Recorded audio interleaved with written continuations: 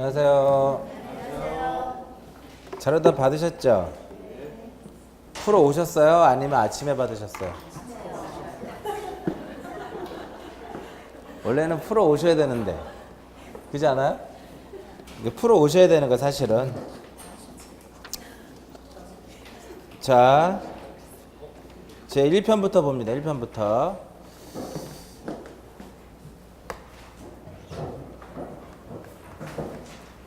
올해는 예년하고 달리 아시겠지만 응신원이 많은 거 아시죠?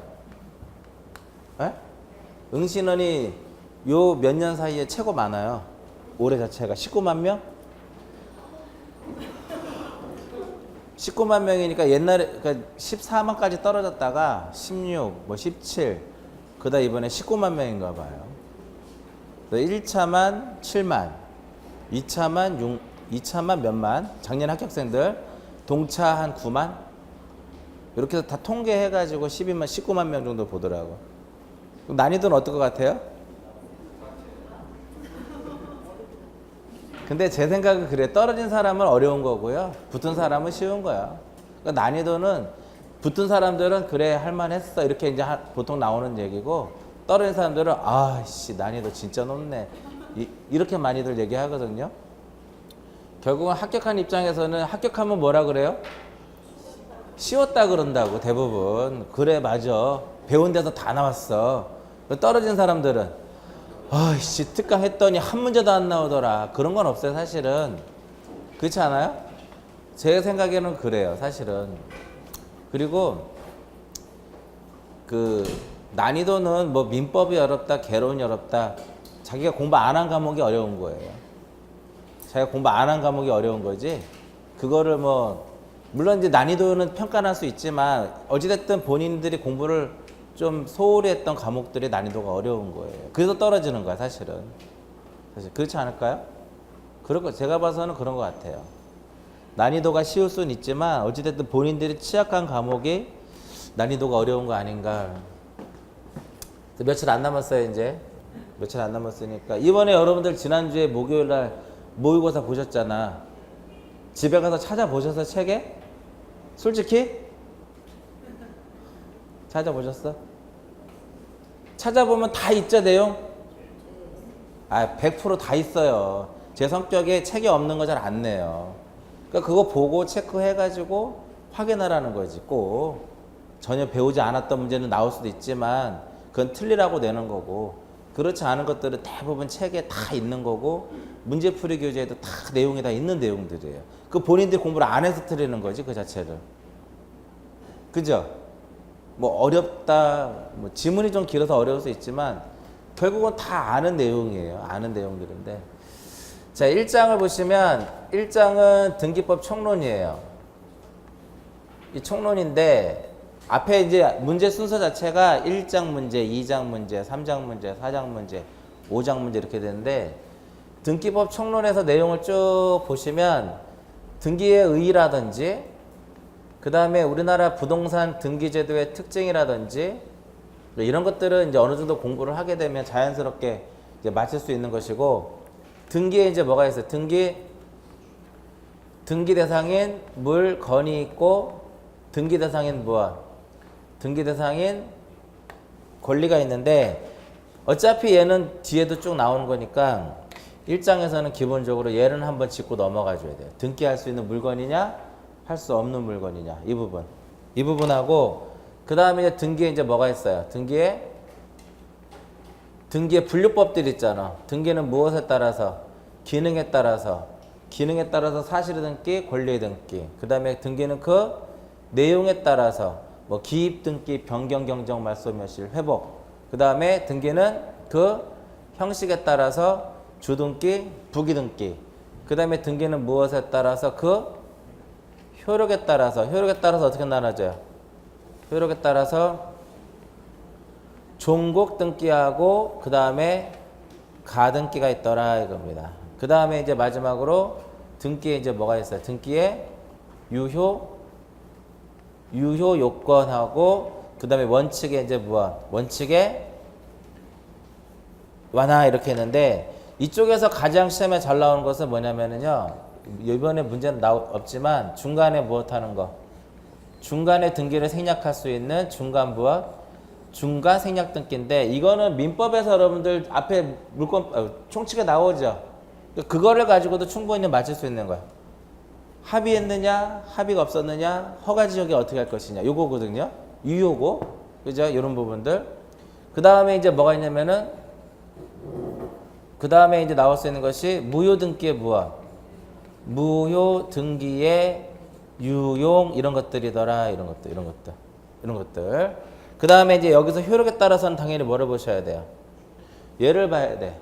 그럼 가등기 효력은 안 보는 게 아니라 어찌됐든 가등기는 뒤에 다시 나오니까. 그래서 앞에 문제들이 구성이요. 물건에 대한 문제가 있고 그 다음에 종국등기 효력이 있고 그 다음에 무효등기 유용이라든지 원칙 유효권이라든지 원칙의 완화 문제가 한 다섯 여섯 문제가 있는 거예요. 그죠? 그럼 여기서 종국등기 효력에서 가장 시험에 잘 나오는 게 바로 뭐예요? 종국등기 효력에서 가장 시험에 잘 나오는 것이 무엇이다? 이 권리 추정력이에요. 권리 추정력. 그래서 이 문제 위주로 해서 앞부분의 문제가 쭉 있는 거예요. 그래서 1번 문제 보시면 등기 능력에 관한 다음 설명 중 잘못된 것은 1번 방조제는 토지대장에 등록한 후 그 대장을 첨부하여 소유권 무엇을 할 수 있다? 보존등기를 할 수 있다. 자, 여기에 물건에 이제 우리가 방조제가 있는데 1번 질문은 이거 생각하시면 또 편해요. 먼저 등록을 하고 후에 무엇을 하자? 왜 지적하고 등기는요. 선등록, 후등기야. 그러니까 방조제를 건설하게 되면 무엇을 해야 돼요? 방조제를 건설하면 신규 등록을 하잖아. 그죠? 신규 등록을 해서 대장이 만들어지면 그 후에 등기는 마음이지 하든 말든. 그죠? 어차피 공유수면 매립을 하게 되면 소유권 취득하는 거니까 등기 없이도. 근데 공부상에 등록을 하고 후에 뭐를 첨부해서 대장을 첨부해서 무슨 등기를 할 수 있다? 보존 등기를 할 수 있다. 대장의 유효기간은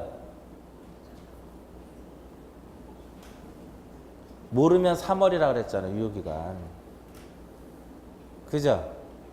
토지거래 허가서만 유효기간이 없어요. 대장, 주민등록 등초본, 인감 전부 다 3월이라고. 주소증명정보 다 3월에 유효기간은.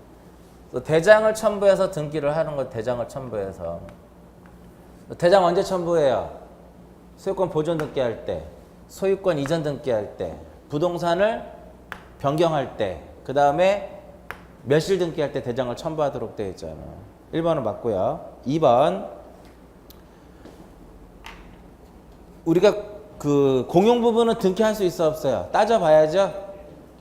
구조상 공용 부분은 할 수 없으나 규약상 공용 부분은 할 수 있기 때문에 노인정이라든지 관리실은 할 수 있다 이거예요. 할 수 있다.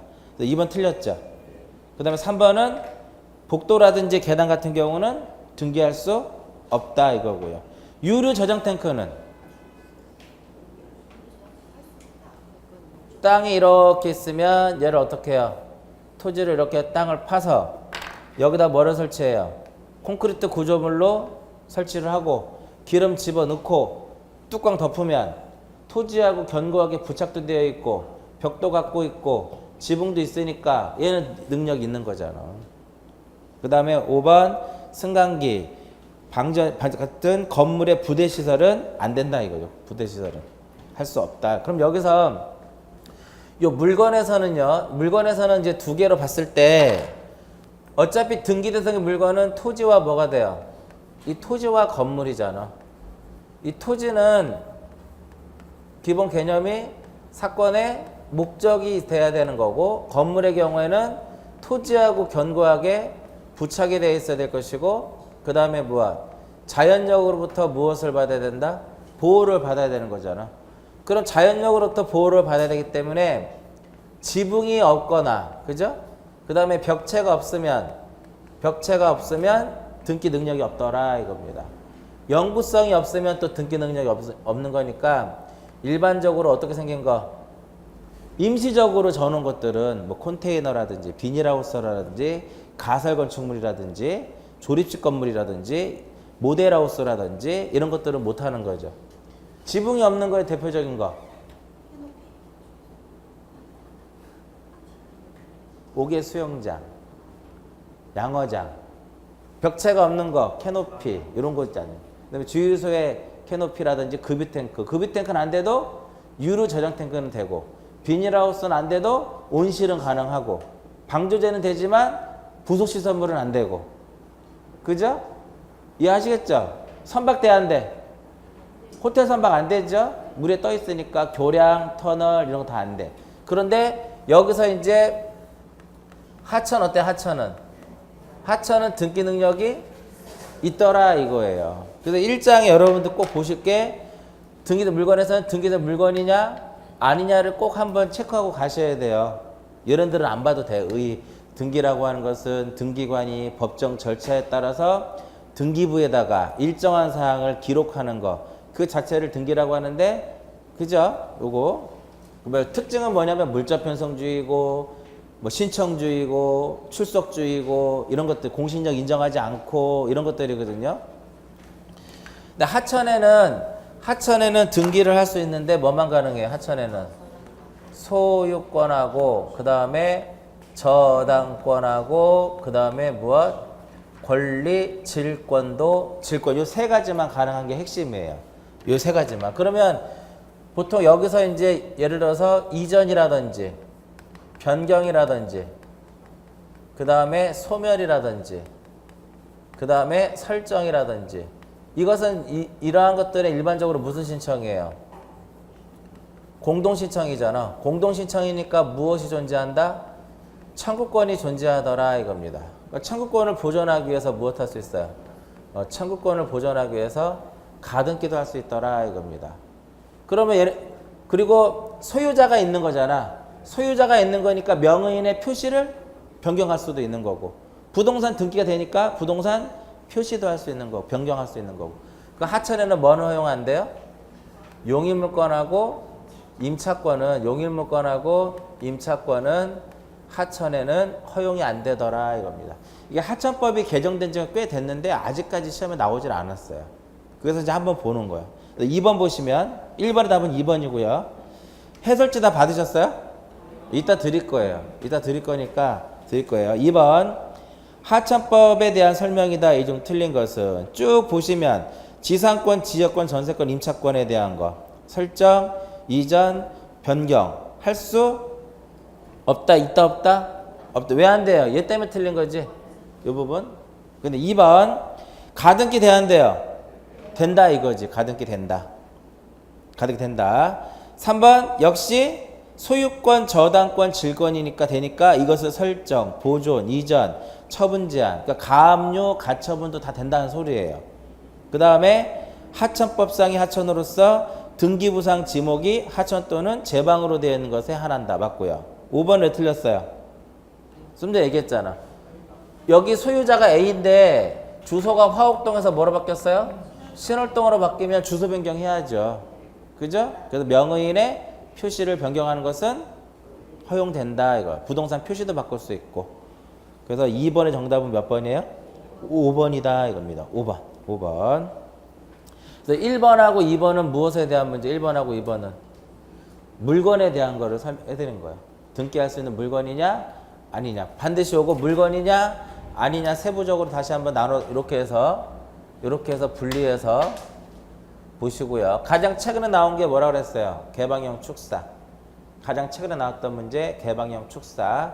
그 전에 나왔던 문제가 안 되는 거 해가지고요. 조립식 건물 그거 안 되는 거 그거 한번 나왔었고, 이렇게 해서 꾸준히 나왔으니까 한번 보시고, 그 다음에 이제 이거는 이제 앞으로 지금 50문제 푸는 과정에서 쭉 나옵니다. 50문제요? 50문제 더 돼요? 등기법?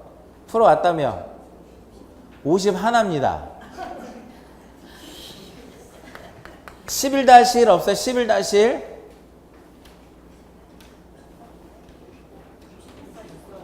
아니 11-1 없냐고. 그래 그래도 51문제예요.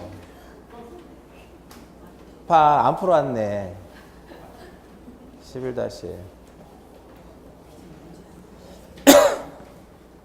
자, 종국 등기의 효력 중에 첫 번째 이제 뭐가 있어요? 첫 번째 물권 변동적 무엇이 있다? 물권 변동적 효력이 있더라 이겁니다. 그래서 물권 변동에 있어서는 무슨 주의를 취하고 있어요?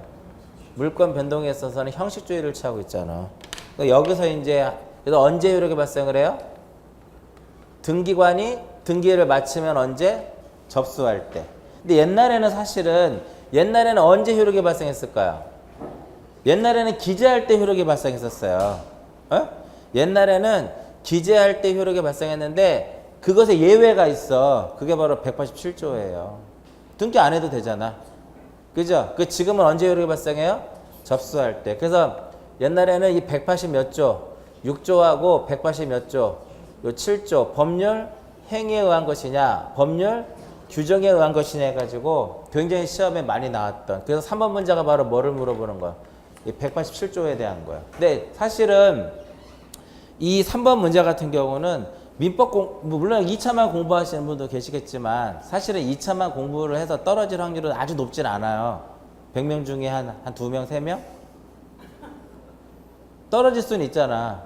예전에 한번 종로에서 정말 공부 잘하는 아줌마가 있었는데 시험을 봤어. 2차를. 신랑하고 원래 뭐 1,000만 원 내기를 했대요. 자기가 자격증을 여지까지 시험 봐서 떨어진 적이 없는데 내기를 했는데 1차만 합격을 한 거야. 자존심이 상했지. 에? 그래갖고 2차를 봤는데 그날 뭔가 좀 잘못돼가지고요. 마지막에 시험지를 답안지를 바꾸다가 부정행위로 떨어져 버렸어요. 그래서 떨어졌어. 그래서 학원도 안 와요. 왜냐면 짐을 빼야 되잖아. 책이랑 빼야 되는데 뺄 수가 없는 거야. 그래가지고 지금까지 아마 시험 안 볼 거예요. 왜 그게 한 7년 전 얘기니까 5년 동안 못 봐요?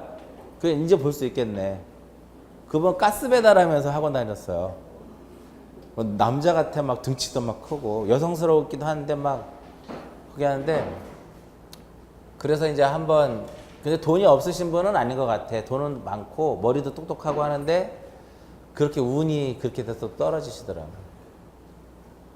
소식 두절 학원도 이제 안 오고. 근데 그분 실력으로는 시간이 모자랄 실력은 아니거든 사실은. 근데 마킹 잘못해서 이렇게 바꾸다가 하는데 종이 딱 치니까 감독관이 뺏어서 갔을 거 아니야. 근데 가는 도중에 이 점을 찍었다고. 그래가지고 부정행위를 해가지고요. 근데 사실은 감독관도 봐줘야지 그 정도면.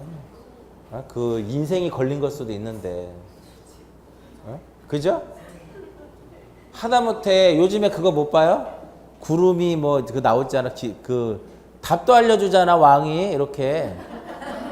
내시 시험에 야 2번이다 3번이다 막 이렇게 알려주잖아. 그 엉뚱한 거 찍으려고 하니까 팔 잡아서 정답에다 막 찍어주기도 하잖아. 요거에서 시험에 가장 많이 나온 게 뭐예요? 증여. 그 다음에 증여라든지 특정 유증. 그 다음에 취득시효. 취득시효. 그 다음에 무엇? 이행판결. 얘네들은 등기해야 말아야 돼요. 얘네들은 등기를 해야지. 얘네들은 등기를 해야 된다. 이거 여기다 써가지고 여기 이렇게.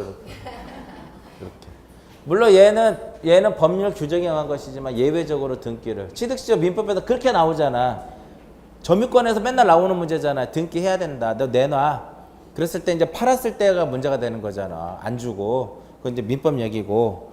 3번 문제 보시면 기억을 딱 보는 순간에 뭐만 보면 돼요? 기억에서는 그냥 이행 판결만 보면 돼. 등기해야죠. 니은은 우리 그런 거 있잖아. 지상권 같은 경우는 존속기간이 만료되면 법률 규정에 의해서 실체법상 효력은 소멸한다 이거예요. 등기 없이도. 근데 그것은 등기부에서 말소하지 않으면 형식적인 효력은 남아있기 때문에 그거를 말소하지 않고 양립할 수 없는 등기를 신청하면 각하죠. 어찌됐든 실체법상으로는 소멸하는 거야. 등기 없이도. 그 다음 디귿은 취득시효. 등기해야 되고요. 리을은 합병이니까 상속하고 같은 개념이야. 상속. 그 포괄유증은 등기 없이도 되는 거죠. 상속, 합병, 포괄유증 이런 식으로. 미음은 경매. 경매는 언제예요? 매각대금을 완납했을 때. 그 다음에 비읍은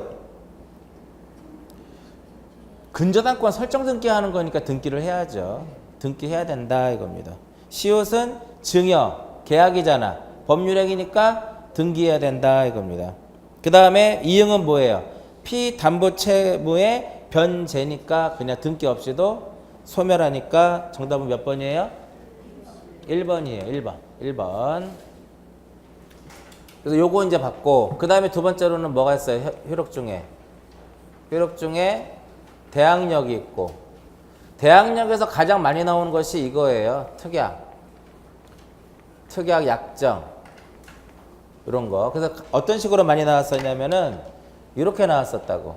공유물 불분할 특약은 효력 요건이다. 공유물 불분할 특약 등기는 등기의 효력 요건이다. 대항하기 위해서 하는 거라니까요. 전부 다 얘네들은 무엇이에요? 대항하기 위해서 하는 거. 효력 요건이 아니라 제3자에게 대항하기 위해서. 환매권도 사실은 둘과의 채권 계약이니까 등기 안 해도 되잖아. 근데 얘 매수인이 팔아버렸을 때 대항할 수가 없으니까 등기를 하는 거예요. 등기를. 그런 부분들. 그 다음에 또 무엇? 임의적 기례사항. 임의적 기례사항도 얘네들도 전부 다 무슨 요건이다? 대항 요건으로서 등기를 이제 하는 것이더라 이겁니다. 그 당연히 임의적 기례사항도 공부하셔야죠. 근데 작년인가 나왔으니까 올해는 나올 확률이 좀 적어요. 각종 권리에 대해서 뭐를 보셔야 돼? 권리에 대해서 반드시 기록해야 될 필요계사항하고 그 다음에 임의적 기례사항 보시는데 굳이 임의적 기례사항을 볼 필요가 없죠. 왜? 필요계사항 몇 개만. 보통 지상권은 목적과 범위, 지역권도 목적과 범위와 요역지의 표시, 전세권은 전세금과 범위인데 전세권의 목적과 범위라고 많이 나오고, 저당권은 채권액과 채무자와 권리의 표시, 근저당권은 근저당권이라고 하는 취지하고 그 다음에 채권 최고액하고 채무자 이런 것들, 임차권은 차임 이런 것들이잖아. 존속기간 나오면 전부 다 뭐예요? 다 임의적 기례사항이야. 약정 다 임의적 기례사항. 그래서 임의적 기례사항이 원인 서면에 써 있으면 신청서에 써야죠. 안 쓰면 각하. 필요로 기사항 누락되면 각하. 그죠? 그 다음에 이제 또 뭐가 있냐면은 그 효력 중에 형식적 무엇? 형식적 확정력이라는 것도 있고, 형식적 확정력을 다른 말로 후등기 저지력이라고 하고요. 그 다음에 이제 무엇이냐면은 점유적 효력도 있고, 점유적 효력을 다른 말로 취득시효기간 단축한다 해서 그 단축의 효력이라고 하고요. 그 다음에 순위 확정력이 있고, 그 다음에 무엇이 있다? 추정력이 있더라 이겁니다. 그 다음에 또 하나는 뭐예요? 공신력을 인정하지 않는, 이렇게 이제 나눠지는 거죠. 요거. 그래서 4번 문제는 무엇에 대한 문제예요? 4번 문제는 이제 추정력에 대한 문제더라 이겁니다. 추정력. 그래서 지난번에 우리가 그 이론 특강에서 보면 제가 추정력 10몇 개 써드린 거 있을 거예요. 그것만 보시면 돼. 그게 지금까지 20 몇 년 동안에 나왔던 민법에서 나왔던 추정력의 모든 지문을 다 갖다 넣는 거기 때문에 그 지문만 쭉 익숙해도 봐도 충분히 답을 이제 찾을 수가 있어요. 그래서 추정력에서는 안 되는 거가 많이 나오는 것 중에 하나가 어떤 거? 사실의 등기에는 추정력이 인정되지 않는다라는 거. 가등기에도 역시 추정력이 인정되지 않는 거. 왜 가등기에는 인정이 안 되냐면 지금 우리가 하고 있는 건 무슨 효력이에요? 종국 등기잖아. 그래서 가등기에는 인정이 안 되고요. 그 다음에 점유의 추정력. 점유의 추정력도 인정되지 않는다. 이 세 개가 가장 시험에 많이 나오는 질문이에요. 점유의 추정력은 민법에서 동산에만 인정이 되는 거기 때문에 우리가 등기에서 역시 점유의 추정력은 인정되지 않고, 기타 뭐 사자 명의의 등기라든지 그 다음에 뭐 허무인의 등기라든지 등등등등. 그 다음에 소유권 보존 등기 쪽에 관련돼서는 뭐예요?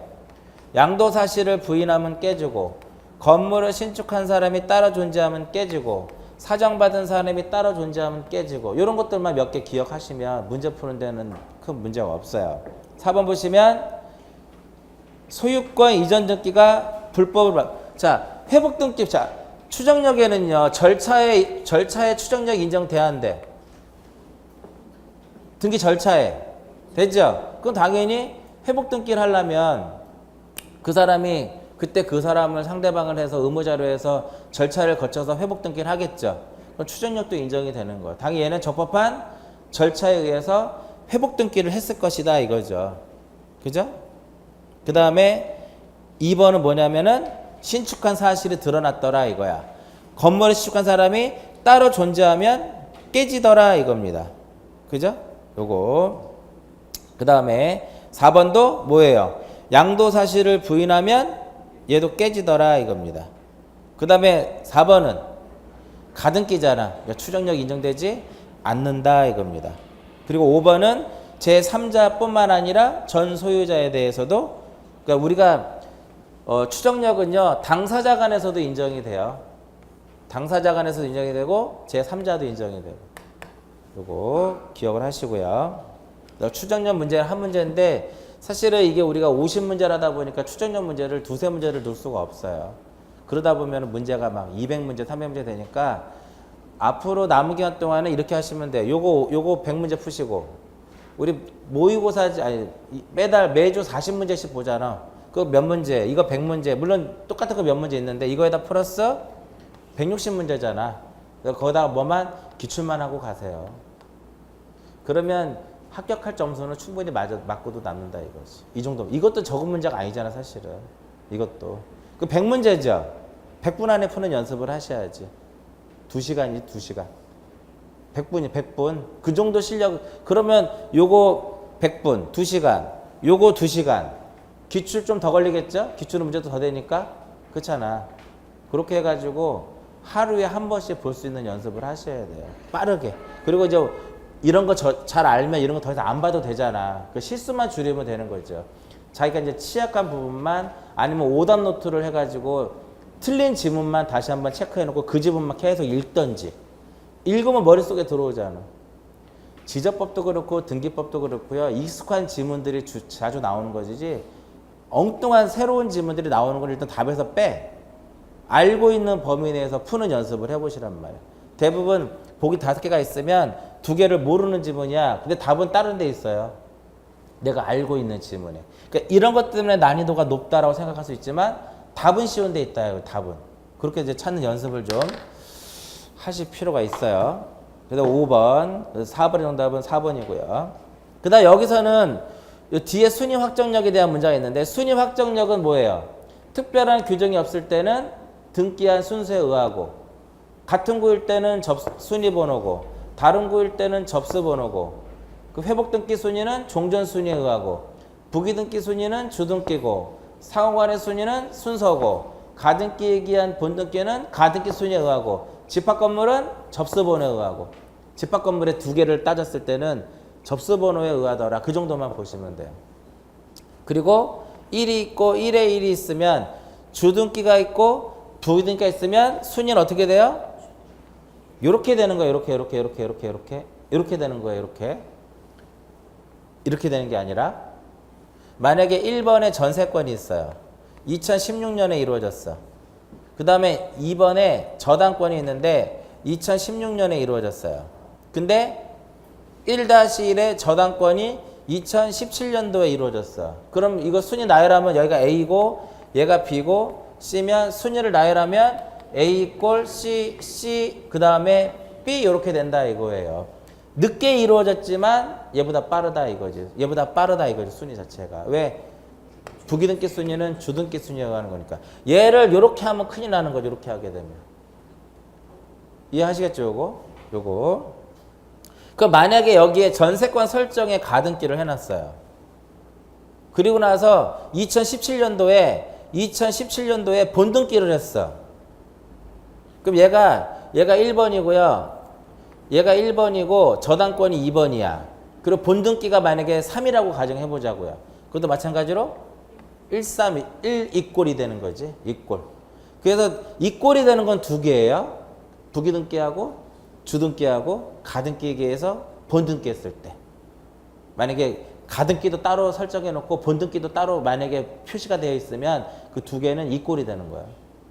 이해하셨어요, 요거? 네. 자, 다시 1번에 전세권 설정의 가등기를 2016년에 해놨단 말이야. 얘를 그냥 A라고 가정을 하자고요. 그 다음에 2번에 저당권 설정 등기를 2016년도에 뭐 어떻게 했어? 2016년도에 이렇게 했어. 이 상태에서 얘가 이제 뭐를 했어요?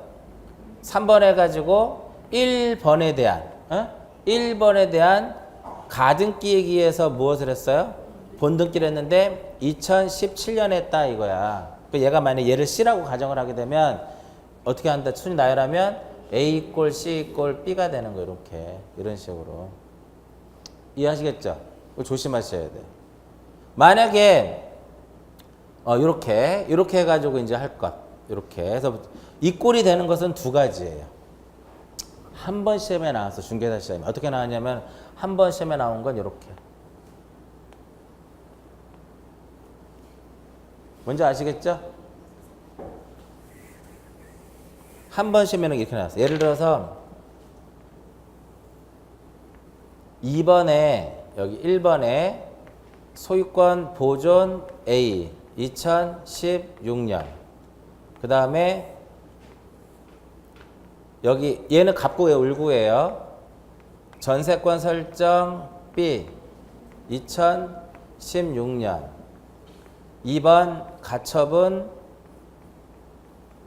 2016년 접수번호 제10호 접수번호 제16호 이렇게 그 다음에 2번 저당권 설정 얘는 C 얘는 D 2017년 그럼 일단은요 기본 개념이 얘는 일단 빼야지 얘는 빼요 2016년도고 왜냐면 접수번호라고 하는 것은 1년에 한 번씩 갱신하잖아 세 개를 가지고 보는 거야 일단은 어디가 A가 가장 우선이에요 A가 뭐 소유권 보존이니까 얘는 우선이고 그 다음에 B하고 C를 따져야죠 얘는 갑구고 얘는 뭐야 울구니까 다른 구잖아 그럴 때는 무엇에 의한다 접수번호에 의하기 때문에 요게 먼저예요 그 다음에 B가 되고 마지막으로 뭐가 돼요 마지막으로 D가 되더라 이렇게 들어 요런 문제들 그래서 먼저 4개가 주어지면 2개는 2016년이고 2개는 2017년 나올 거라고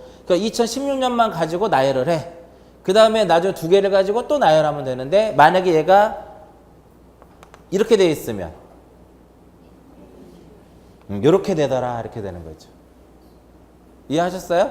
부기등기 순위는 주등기 순위라는 거예요 이런 걸 조심해 이렇게 답이 돼야 되는데 자기도 모르게 이렇게 답을 쓰는 사람이 있다니까 그거 조심하실 것 그러니까 이쪽에 순위 확정력이 쉽게 나올 때는 그냥 쭉 나열해서 나오는 거고 조금 이제 생각을 요하게 되면 이런 것들도 나올 수 있다 이런 것들을 무슨 의미인지 아시겠죠?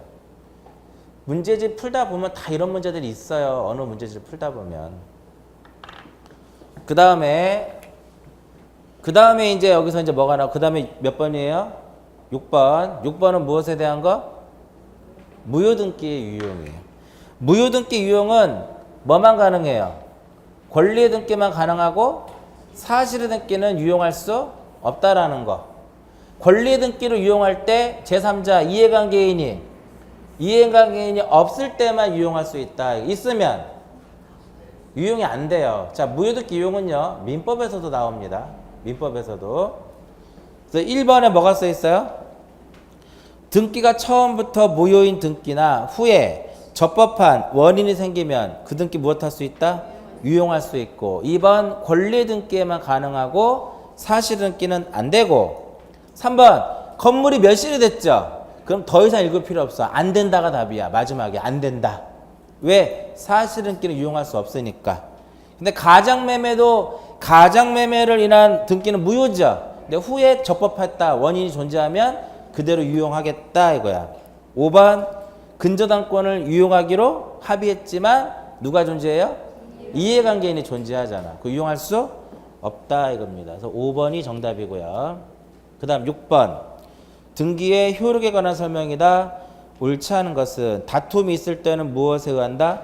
판례에 의한다. 1번이 바로 요거죠. 자, 1번이 순위 확정력에서 1번이 요거란 말이에요. 1번이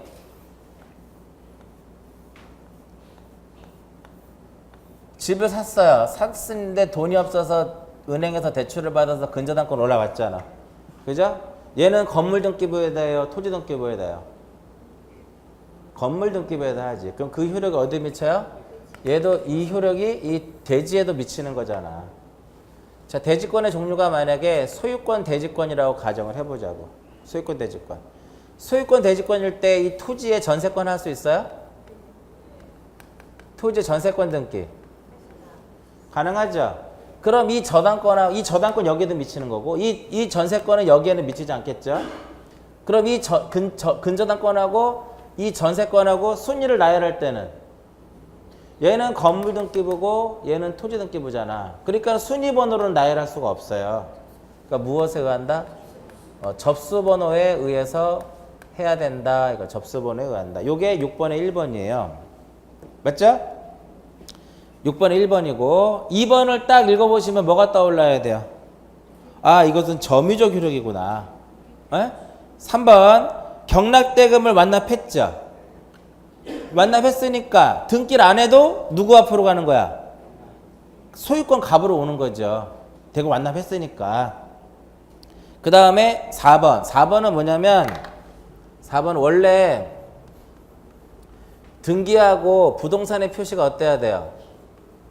등기하고 부동산의 표시가 일치를 해야 되는데 이게 불일치했을 때 따져보는 거야.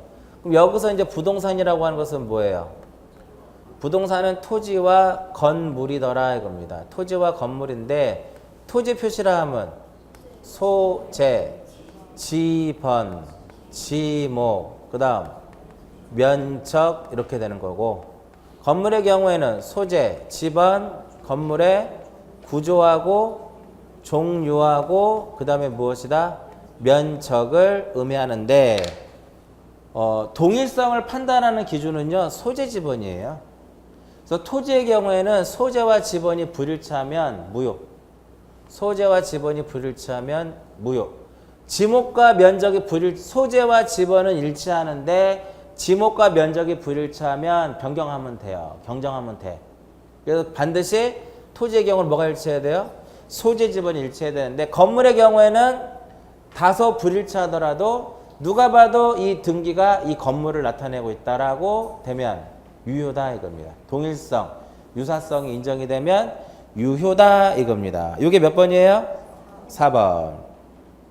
그 다음 동일 부동산의 5번. 자, 5번은 무엇에 대한 거? 5번은 중복등기야. 그래서 문제에 보시면 다툼이 있으면 판례에 의존한다고 써있죠. 얘 때문에 이게 나온 거예요, 지금. 얘 때문에. 왜냐면은 이 중복등기는요, 물론 여기 보존등기라고 써있기에 큰 문제가 안 되는데, 중복등기는 판례에서의 처리 방식이 있고, 등기법상에서 처리 방법이 다르다 이거지. 판례는 100% 뭐예요? 선등기 유효야. 선등기 유효. 선등기 유효더라 이겁니다. 정답은 5번이에요. 자,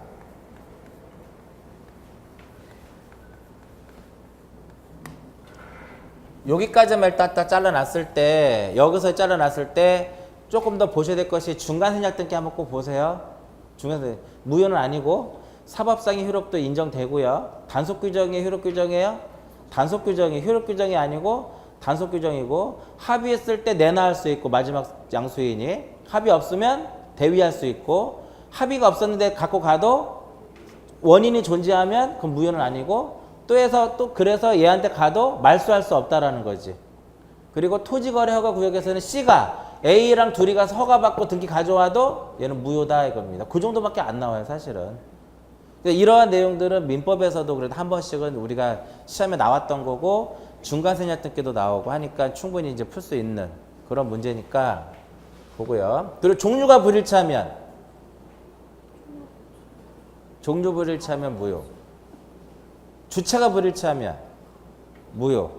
객체가 불일치하면 작년도 문제잖아요. 종류가 불일치하면 무효예요. 전세권을 임차권으로 경정할 수가 없죠. 전세권을 임차권으로 등기를 했어. 그거 무효예요. 경정 못해요. A명의로 될 것이 B명의로 됐어. 무효예요. 이 땅에 돼야 되는데 이 땅에 됐어. 그것도 무효다. 그러니까 작년도 문제가 전세권을 임차권으로 경정할 수 있다. 이렇게 시험에 나왔단 말이야. 그거 안 된다. 이거. 법인을 비법인 사단재단으로도 경정 못해요. 무효예요. 주체가 불일치하니까. 자, 중복등기는 두 개를 잠깐 보게 되면 이렇게 판례 규정하고요. 판례 규정하고 부동산 무엇? 판례하고 부동산 등기법에 대한 판례 기준하고 부동산 등기법의 기준으로 봤을 때는 이 판례는 소유권 보존 등기 명의인을 기준으로 해요. 그리고 이 등기법은요. 등기법은 토지만을 무엇으로 하고 있다? 토지만을 적용하고 있는 거예요. 건물은 등기법상에서 적용하지 않습니다. 별도로 예규가 따로 있어요. 그래서 이게 25회 때 나왔던 문제. 다음은 부동산 등기법에서 중복등기 정리에 대한 설명이다. 옳지 않은 것은 1번 건물에 대해서 그럼 X가 되는 거예요. 시험에 나왔던 문제예요. 얘는 등기법에서는 누구예요? 최종 소유권. 최종 소유권의 누구? 최종 소유권의 등기 명의인을 기준으로 삼는다 이거예요. 판례는요. 핵심이 선등기 무엇이에요? 선등기 유효의 원칙을 취해요. 마찬가지로 등기법도 선등기 유효의 원칙을 취하는데 판례와 달리 등기법에서는 이해관계인이 무엇하면 이해관계인이 존재했을 경우에는 그자에 뭐가 들어와야 돼요? 이해관계인이 존재할 때는 그자의 승낙서란다. 이해관계인이 존재할 때는요. 이해관계인도 중복등기를 정리하는 데 있어서 기준으로 삼는 거야. 얘는 이해관계인 있든 없든 먼저 한 놈이 우선이고 얘는 나중에 이루어져도 있으면 먼저 걸 죽이더라 이렇게 되는 거야. 얘는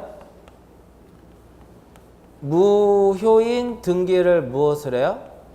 무효인 등기를 말소를 하고 그 다음에 무엇을 하는 거야? 무효인 등기를 말소하고 등기부를 무엇을 해요? 폐쇄를 하는 거야. 얘는 규칙은 말소 등기를 해 안 해? 말소 등기를 안 해요. 말소 등기를 거치지 않고 그냥 중복 등기를 무엇 하는 거야? 정리하는 거예요. 그러니까 폐쇄하는 거지, 폐쇄. 그리고 얘는 신청에 의해서도 정리가 가능해요. 신청. 예를 들어서 이런 개념이에요. 여기는 등기부가 소유자 A가 있고 최종 소유자가 A고 얘는 최종 소유자가 B예요. 에? 그럼 소유자 같아 달라요? 다르죠. B가 가가지고 등기소에 가가지고 제 거 정리해 주세요. 저 아니에요. 제 거 정리해 주세요 하면은 소유자가 다른 경우는 여러 가지 방법이 있어요. 그럼에도 불구하고 얘가 없애버리는 거예요. 신청해서 가능하고 얘는 실체 권리 관계. 실체 권리 관계에는 영향이 없더라 이겁니다. 실제 권리 관계에는 영향을 주지 않는. 그래서 보기가 하나, 둘, 셋, 넷, 5개. 요 5개가 시험에 나온 거예요. 5개가. 요거 이제 잠깐 보면 2번에 소유권 이전 A, 4번에 소유권 이전 A. 얘가 먼저 이루어진 거고 얘가 후등기예요. 그럼 얘는 최종 소유자 누구예요? 최종 소유자 A고 여기도 최종 소유자가 A야. 그러면 등기법도 원칙은 뭐를 취해요? 먼저 한 놈이 우선이야. 선등기 유효니까 얘를 말소해버리면 또 위에 존재하잖아. 그냥 휙 정리해버리는 거예요. 이렇게. 말소 등기 없이. 근데 만약에 여기에 1번에서 뭐가 존재해요? 전세권자가 존재하더라 이렇게. 그 후 등기 기록에는 이해관계인 있는데 얘는 없죠. 그때 뭐를 정리해요? 얘를 정리해버리는 거야. 이렇게. 이해하시겠죠? 그리고 여기는 소유자가 A인데 여기는 소유자 누구예요? B야. 그럼 얘는 최종 소유자가 A고 얘는 최종 소유자 누구야? B죠. 근데 얘가 만약에 선등기고 얘가 무엇이다? 후등기인데 얘가 얘로부터 이전을 받아서 등기부를 보니까 아니면 A에서 C에서 다시 이렇게 B로 왔어요. 그럼 얘는 여기 선 등기 기록이 A로부터 직접 이전 받았거나 전전 이전 받았죠. 그죠? 그럴 때는 뭐를 폐쇄를 해요? 얘를 폐쇄하는 거야. 그러니까 직접 이전 받은 거 살아남는구나 이렇게 하면 돼요. 그리고 달랐는데 얘가 과거에 분배 농지 상한 완료에 따라서 소유권을 취득을 했어요. 이런 기록이 있어. 얘는 없어. 그러면 이거 죽여요. 이거 죽이는 거야. 그런 식으로. 그리고 둘 중에 한 명이 얘가 가서 무엇 할 수 있어요? 신청해서 내 거 죽여주세요로 하면 죽여준다 이거예요. 그런 부분들. 이렇게. 다른 경우보다는 같은 경우 정도 보시고 요거 나중에 우리가 모의고사 이렇게 할 때 보면 분명히 있을 거예요. 그때 다시 한번 정리를 해드리고 이 부분은 1장은 이렇게 해서 이제 마무리를 짓고 그 다음에 지금까지 우리가 이제 기출문제를 15회부터 26회까지를 보게 되면 1장은 효력밖에 안 나와. 효력하고 요건하고 간혹가다 뭐가 나와요? 물건에 대한 것이 나오더라 이겁니다. 그럼 제2장을 가면 제2장은 이거죠. 등기의 무엇? 등기의 기관 및 무엇? 등기의 기관 및 요 설비가 제2장이에요. 그럼 여기서 등기의 기관이라고 하는 것은 뭐야? 등기의 기관이라고 하는 것은 등기소를 의미하는 것이고 그 설비라고 하는 것은 인적 설비인 무엇? 인적 설비인 등기관하고 그 다음에 물적 설비인 무엇이다? 등기부인데 등기법의 가장 기본은 뭐예요? 얘를 몰라서는 안 되는 거지. 등기관에 대해서는요. 어떤 것들만 나중에 보시면 등기관이 뭐냐? 등기관이란 등기사무를 처리하는 거고 그 등기관은 아무나 될 수 있는 거 아니죠. 지방법원장의 허가를 지정을 받아요. 지방법원장이 지정해준 자 등기관인데 등기소장하고 과장은 별도의 지정이 없어도 등기관이고 등기의 공정성을 기하기 위해서 업무 처리를 무엇을 해요? 공정성을 기하기 위해서 업무 처리에 제한을 두잖아. 자기가 신청한다라든지 배우자가 신청한다라든지 사촌인의 친족이거나 친족이었던 자가 신청을 하게 되면 업무 처리하지 말아라 이거지. 근데 할 수 있는 조건 뭐예요? 그 등기소에서 소유권의 등기를 마친 성인 2명이 참여해서 조서를 작성하면 할 수 있더라. 근데 만약에 업무 처리를 제한했음에도 불구하고 위반하고 등기를 처리했어요. 무효는 아니다 이겁니다. 일종의 그냥 절차적 규정이에요. 절차적 규정이에요. 그 정도. 그러니까 나올 만한 게 없다라는 거지. 등기소에 대해서는 뭐를 보셔야 돼요? 등기는 원칙적으로 어디 가서 해야 돼? 등기는 그 소재지를 관할하는 관할 등기소에 가서 등기를 해야 되는데 여기 뭐가 있어요? 예외가 있더라 이겁니다. 예외는 관할을 무엇? 지정을 받고 관할을 위임할 수 있고 지정권자 누구? 상급법원장이 되는 것이고 위임권자 누구? 대법원장. 경우에 따라서는 관할이 변경될 수 있죠. 변경을 관할의 전속이라고 하는데 지난번에 모의고사 그런 문제 있잖아요. 전속으로 인해서 걸쳤을 때는 별도의 지정을 안 받는다. 관할 변경으로 인해 가지고 2개 이상의 관할구에 걸쳤을 때는 종전의 등기소에서 계속 관할권을 갖고 별도의 지정을 받지 않고 관할이 바뀌면 권한을 넘겨주는 조치를 하고 넘겨받은 등기소에서 할 역할은 표지부에다가 써라 이거죠. 관할이 바뀌었다는 뜻을. 그 다음에 관할 등기사무에 뭐가 있어요? 정직권자 있죠. 정직권자 누구? 대법원장. 이때 만약에 등기를 신청하면 정지기간 때 등기 신청하면요 2호예요. 2호에 의해서 각하가 되더라 이겁니다. 무조건 무효죠? 1호죠? 위반하면 1호? 그러니까 얘네들은 상급법원장이고 대법원장이고 전속은 권한 넘겨주고 넘겨받은 등기소에서는 표지부에다가 관할의 전속사유를 쓰고 근데 시험에 어떻게 나와요? 기존에서 표지부에다 쓰고 넘겨준다 이렇게 나온다고. 그리고 이제 이런 거 틀리게 나오면 찾아낼 수 있어야 되고 이런 거 틀리게 나오면 이렇게. 그래서 결국은 제2장의 핵심은 뭐예요? 이거예요. 등기부를 편성하는 방법은 뭐가 돼요? 편성하는 방 물적 편성주의인데 물적 편성주의를 구체화시킨 것이 하나의 부동산에 대해서 하나의 무엇을 두자? 하나의 등기 기록을 두는데 이것에 뭐가 존재해요? 예외 있죠? 그래서 예를 공부하시라. 예를. 이용상, 구조상 뭐를 갖췄을 때? 독립성을 갖췄을 때는 한동 건물 전부에 대해서 뭐를 둬요? 전부에 대해서 하나의 무엇을 둔다? 등기 기록을 두도록 되어 있잖아. 한동 건물의 표제부와 각각의 전유 부분에 표제부 갖고 울고를 두는 이게 가장 중요하고요. 한때는 가장 많이 나왔던 것이 요거야. 요거. 등기부에 대해서 등기사항 무엇? 등기사항 증명서하고 그 다음에 무엇? 열람에 대한 거. 굉장히 시험에 많이 나왔어요. 거의 예라고 보시면 돼요. 예라고. 그 정도로 시험에 많이 나왔던 문제. 그래서 그 6번이에요, 7번이에요. 7번 문제가 바로 요것에 대한 문제. 자, 열람과 증명에 대한 설명이 다 틀린 것은 자, 여기서 이제 하나 보셔야 될 것이 등기 기록이 있고요. 그 다음에 뭐가 있어요? 부속 서류가 있단 말이야. 얘는 증명서 발급이 어때요? 증명서 발급이 얘는 되고 얘는 안 돼요. 얘는 열람은 이거 되고 얘도 돼요.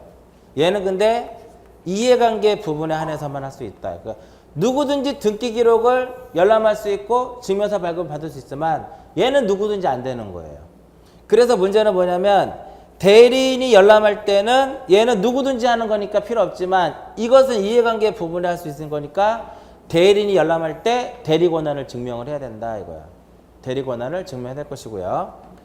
도면이라든지 신탁 원부라든지 담보 목록이라든지 매매 목록이라든지 이런 것들은 전부 다 몇 년 보존해요? 얘네들은 전부 다 영구보존장부죠. 등기부나 마찬가지예요. 얘네들은 신청할 때 주세요라고 하면 주는 거고 그렇지 않으면 안 준다 이겁니다. 그리고 이 경우에는 여기서 한동건물 전부 1등기록이라는 것은 한동건물의 표제부와 각각의 전유 부분의 표제부 갖고 울고를 1등기록이라 하는데 등기사항 증명서하고 열람에서는 각각이 아니라 해당. 요거 하나만 준다 이거죠. 한동건물 표제부하고 해당하는 전유 부분에 표제부 갖고 울고를 주고요. 증명서를 발급을 신청을 했는데 지금 어떤 거를 지금 접수받아 가지고 처리 중에 있어요. 그러면 안 줍니다. 그럼 주는 경우는 어떤 경우 줘요? 지금 현재 뭐가 접수받아서 처리 중에 있다라고 썼을 때 그리고 여러 장일 때는 연속성을 확인할 수 있어야 되고 주민등록번호는 공시를 하지 않을 수도 있죠. 그리고 이 등기를 누가 처리했는지를 알 수 있는 것도 해주고 그죠? 그런 것들. 그래서 이제 문제 보세요. 7번 누구든지 등기 기록에 대해서 전부 또는 일부를 열람할 수 있더라 이겁니다. 구분 건물에 대해서는 해당이라고 써 있으면 맞는 거예요. 그죠? 그 다음에 3번 공시를 제한할 수 있더라 이겁니다. 주민번호.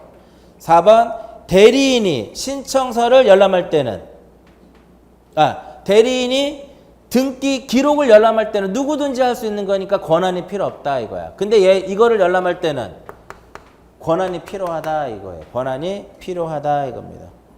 그 다음에 등기사항 증명서 어디 가서 받으면 돼요? 그냥 아무 데나 가서 받아도 돼요. 관할 등기소가 아닌 다른 등기소에 가서 충분히 가능하더라 이겁니다. 그 7번 정답 몇 번이에요? 5번이다 이겁니다. 그래서 7번 문제는 여기서는 이제 요거에 대한 것만 쭉 정리를 해놨는데 요거에 대한 문제 한 문제를 풀어봤는데 이거 어떻게 생겼는지 반드시 보셔야 돼요. 토지 등급의 표지부에는 뭐뭐 들어가요?